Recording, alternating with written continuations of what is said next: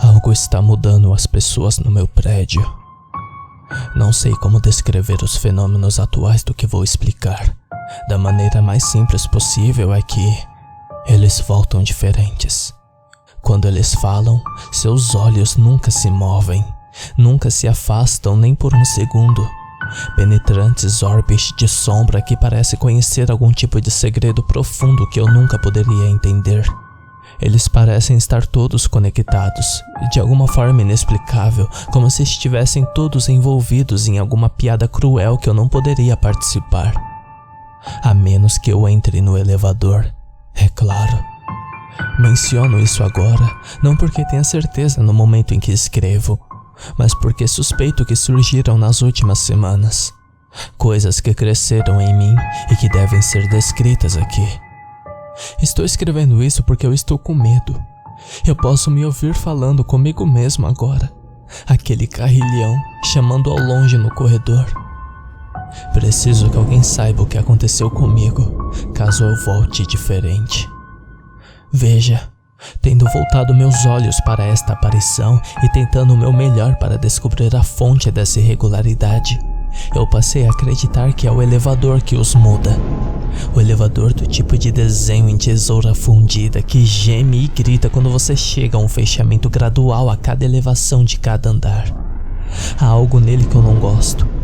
Algo que eu não gosto desde que me mudei para este lugar com minha namorada, Sarah, já faz quase 2 meses. É algo difícil de explicar como algo mais do que um sentimento penetrante.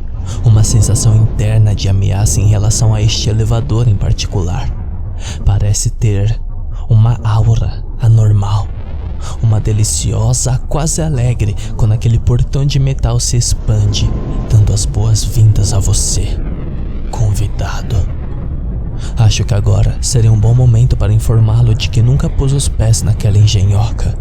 Nenhuma vez. Nem mesmo quando a gerente, incrivelmente agradável, uma mulher loira de óculos em seus 30 e poucos anos, me acompanharam pela antiga estrutura e me convidaram para entrar. Tenho um medo terrível de altura, e mais ainda de espaços apertados. Um olhar para aquelas armações de metal retorcidas, aquelas pinturas nas paredes, aquele sol às vezes tremulente de uma luz alaranjada lá em cima, foi o suficiente para eu recusar educadamente e subir 7 lances de escadas até nosso apartamento. Deixe-me falar sobre o prédio. É um prédio antigo de tijolos amarelos, construído na década de 1910, originalmente construído como um hotel, com uma espécie de era que ruía grande parte de sua face.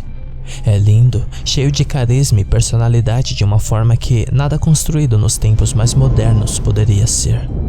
As luzes no saguão e nos corredores estão sempre acesas, um brilho rosado cativante lançando o interior com um brilho alegre, sem nenhuma sombra. Foi construída à mão ao longo de muitos anos numa criação artesanal. Um trabalho de arte. Acho que foi isso que nos atraiu aqui. A sensação de luz que nos puxava para dentro e o calor que emanava do lugar. Eu me senti em casa no minuto em que chegamos. Casa de uma maneira que nunca havíamos experimentado antes. Uma lareira tostada, um chocolate bem quente e um bom livro, e de alguma forma, em momentos diferentes, o sentimento de companhia. Estarmos juntos agradavelmente em um bar acolhedor, um lugar onde todos te conheciam e sempre te conheceriam, onde as torneiras continuavam a correr e às vezes, porque todo mundo gostava de você, as bebidas ficavam por conta da casa. Havia algo mais também. Mais do que um gerente insuportavelmente gentil, seu cabelo ruivo ondulado e olhos invulgarmente invasivo. Era a qualidade e os termos do contrato.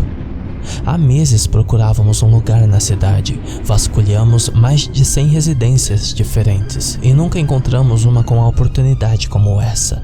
Várias centenas de dólares a menos do que qualquer outra casa de qualidade e qualidade semelhante nas redondezas. Parecia bom demais para ser verdade. E depois de revisar a folha de contrato 2 vezes e não encontrar o menor indício de desonestidade por parte do gerente, decidimos que seria uma tolice deixar passar uma oportunidade como essa. Se não gostássemos, é claro, sempre poderíamos sair. Esse foi nosso entendimento na época. O primeiro mês passou sem surpresas. Estávamos nos acostumando com o bairro, nossos empregos na cidade, cozinhando em uma pequena cozinha sem micro-ondas. Percebemos já então que os vizinhos eram um pouco estranhos.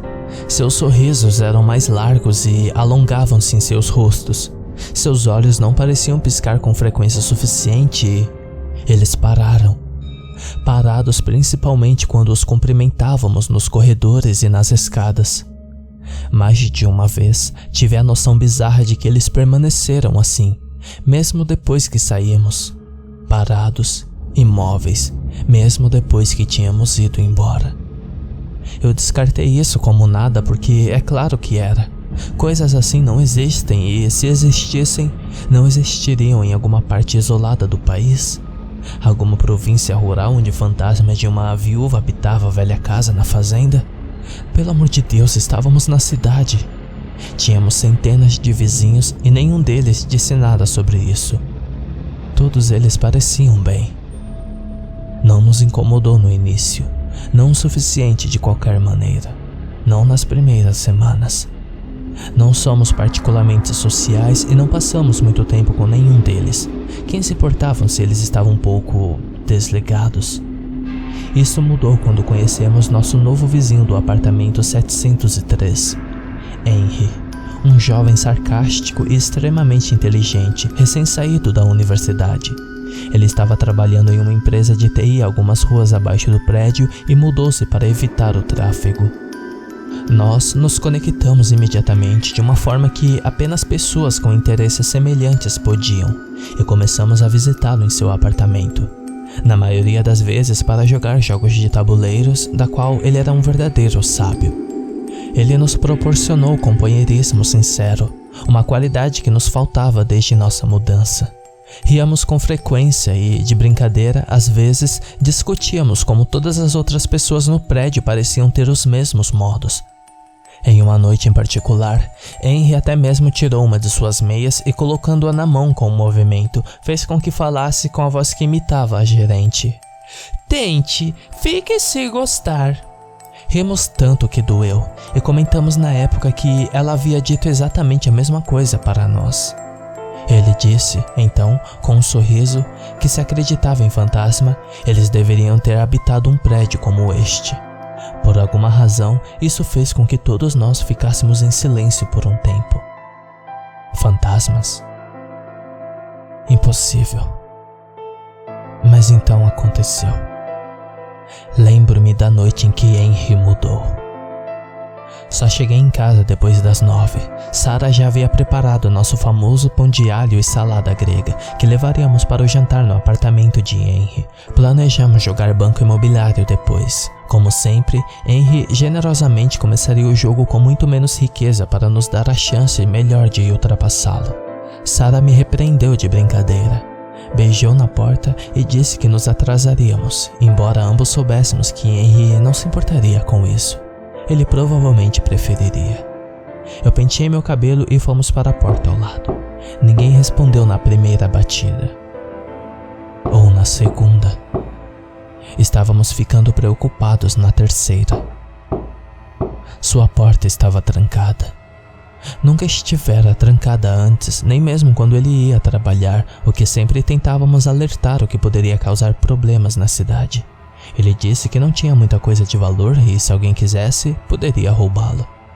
Quando eu estava prestes a chamar seu nome, e então, potencialmente a polícia, ouvimos algo além da porta. Um arrastar de pés, lento, arrastando-se pelo chão de madeira marcado. A porta se abriu e Henry estava lá, sorrindo tão largo que parecia que doía. Quando ele falou, sua voz estava muito mais alta e as palavras saíram desconexas. "Olá, amigos. Por que vocês não entram?" Sarah e eu trocamos um olhar e seguimos para dentro. Quando perguntei como ele estava, ele evitou totalmente a pergunta. Quando colocamos nossa comida na mesa, ele nem olhou para baixo. Ele olhava para nossos olhos, movendo-se de Sarah e depois de volta para mim a cada poucos segundos, como se seu primeiro movimento fosse uma espécie de temporizador invisível. Ele não comeu, e nós também não. Nunca suportávamos aqueles olhos. Não podíamos suportar aquele sorriso enorme sem vacilar, mesmo quando seus músculos começaram a se contrair. Nunca. Saímos assim que pudemos. Mencionei que de repente não estava me sentindo bem, que estava muito quente e que poderia estar começando a ter febre. Henry não recebeu a má notícia. Ele continuou sorrindo. Sorridente. E sorridente. Quando saímos, olhei para trás apenas uma vez, vendo a porta ainda aberta, quando Henry, ali com aquele sorriso extravagante estampado no rosto, seu novo lar permanente. Eu me perguntei se de alguma forma ele não era mais o Henry. Eu me perguntei se ele era outra pessoa inteiramente mudada. E pior ainda, eu me perguntei quando entramos no nosso apartamento e fechamos e trancamos a porta, se ele ainda estava ali, do lado de fora, com aqueles olhos arregalados e dentes brilhando abertos como perfeitas teclas de piano. Fiquei pensando a noite toda, embora estivesse com muito medo para verificar o buraco da fechadura. Não vimos Henry por algum tempo depois disso.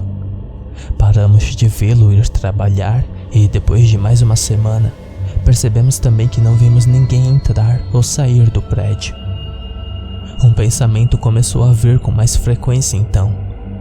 Que todos os moradores estavam aqui, sempre aqui, em pé, bem atrás de suas portas fechadas, sorrindo loucamente esperando a interação. Eu tirei isso da minha mente e tentei me concentrar no meu trabalho. Se não gostássemos, sempre podíamos sair, e talvez faríamos isso no final do mês. Então Sarah pegou o elevador. Ela estava atrasada para o trabalho e tinha muito o que fazer naquele dia para sua apresentação.